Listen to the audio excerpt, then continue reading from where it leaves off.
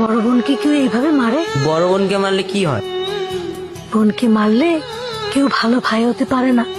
আর ভালো ভাই হতে না পারলে বোন যখন বড় হবে, ওর যখন বিয়ে হয়ে যাবে, ওর শ্বশুর বাড়ি তুমি যাবে না, তখন কি তোমাকে বড় বোন ডিম ভাজি করে খাওয়াবে? বুবু শোন না।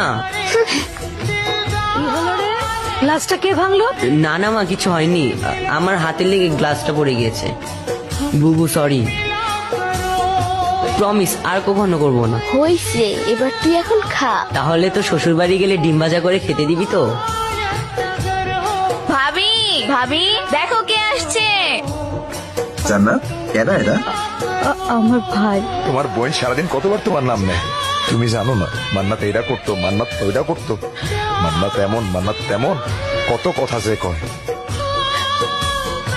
তুমি আসছো ভাই, আমি অনেক খুশি হয়েছি। জবে থেকে বিয়ে হয়েছে, তোমার বোনকে কেউ দেখতে আসা তো দূরের কথা, ফোন দিয়ে একটা খবরও নেয় না।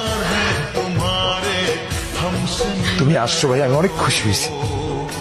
এই জান্নাত, তোমার ভাই আসছে, বাজারেও একটা নিয়ে আসো। আজকে তুমি নিজের হাতে তোমার ভাইয়ের যত পছন্দের খাবার আছে সব রান্না করে খাওয়াইবো, তাড়াতাড়ি নিয়ে আসো। না,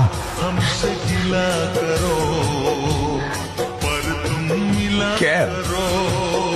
ও বুঝছি, তুমি মনে হয় আমার কথায় কষ্ট